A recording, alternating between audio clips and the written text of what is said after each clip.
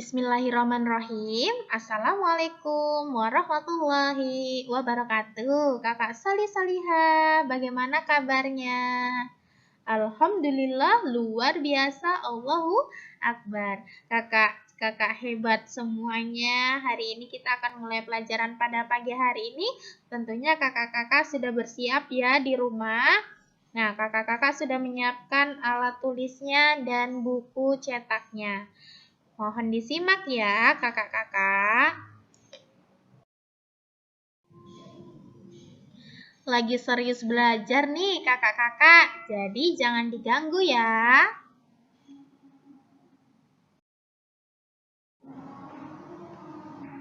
Tema 3. Hari ini kita sudah memasuki pada tema 3, yaitu benda di sekitarku. Subtema 2 PPKN. Sikap tolong-menolong, gotong royong di lingkungan sekitar dan hidup sederhana. Sebelum kita memulai pelajaran pada pagi hari ini, Ustazah akan membacakan tujuan pembelajaran agar mudah dicapai pada pembelajaran pada pagi hari ini. Yang pertama, siswa mampu menerapkan sikap tolong-menolong antar sesama dengan baik. Kemudian yang kedua, siswa mampu menyebutkan sikap gotong royong di lingkungan sekitar dengan baik. Dan siswa mampu menyebutkan sikap sederhana dengan benar.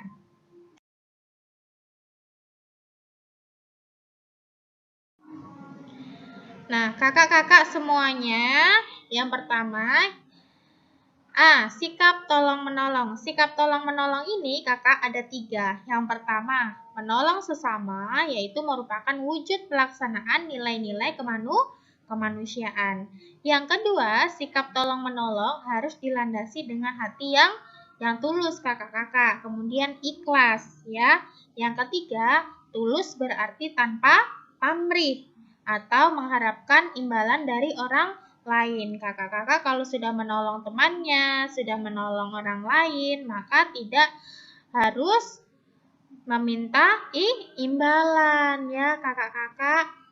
Kalau sudah menolong orang lain berarti harus ikhlas, begitu ya.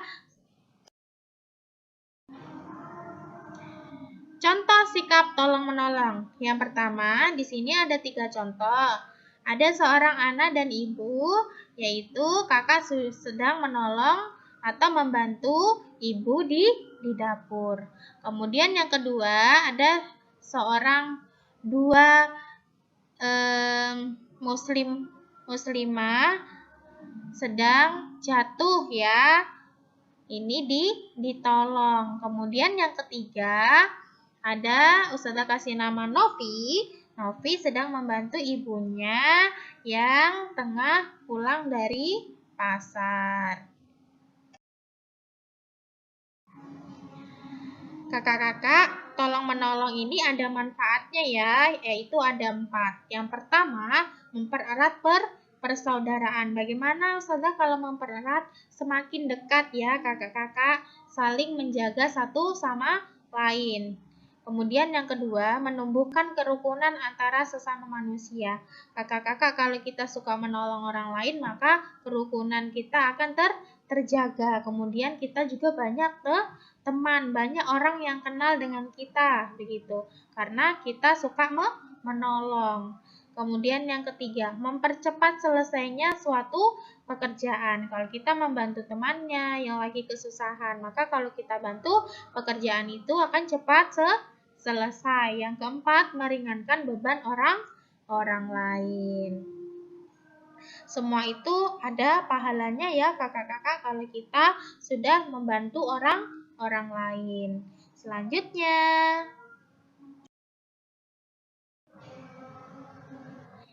yang B, gotong royong di lingkungan sekitar. Manusia adalah makhluk sosial yang tidak dapat hidup sendiri ya kakak-kakak. Manusia itu memerlukan bantuan orang lain. Nah, kerjasama yang menjadi ciri khas bangsa Indonesia itu disebut dengan gotong royong, saling membantu ya.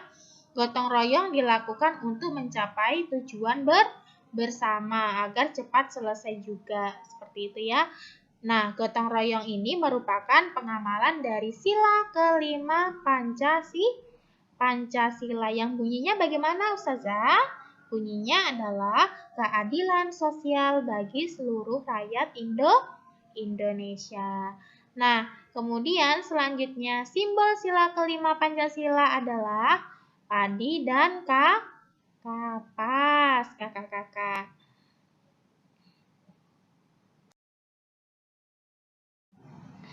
Nah, dari gotong royong tersebut, contoh kegiatannya adalah yang pertama, bersih-bersih ya, kemudian saling bergotong royong untuk membuat tempat siskambling ya.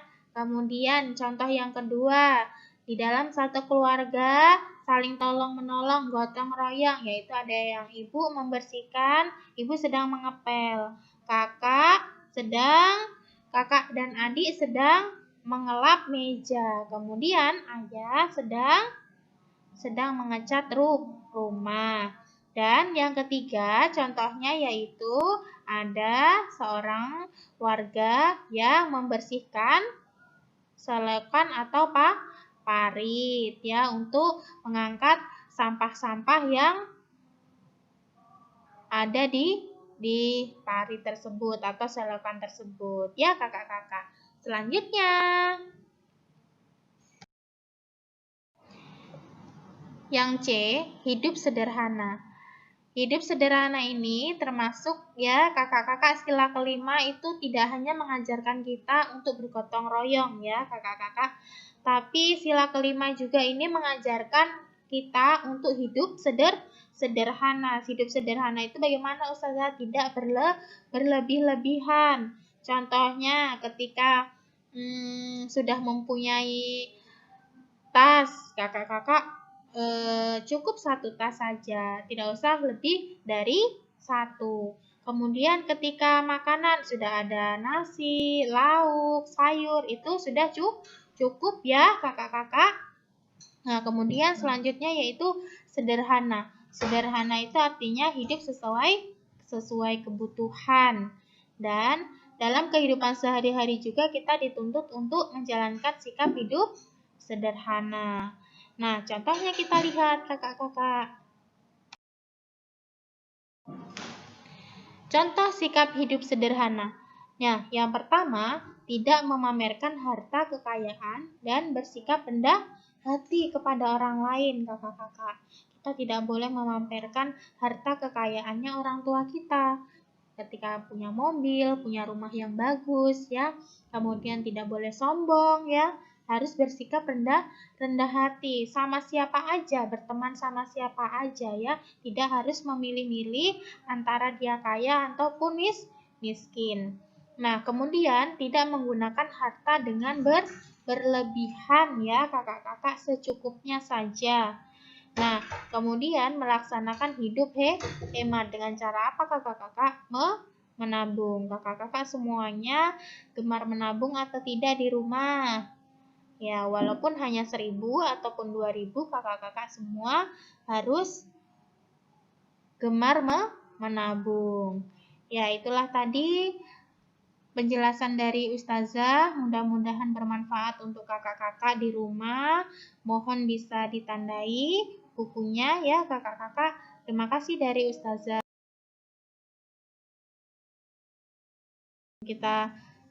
Sebelum kita menutup pembelajaran pada pagi hari ini, maka sikap saling menolong dalam kebaikan dan ketakwaan.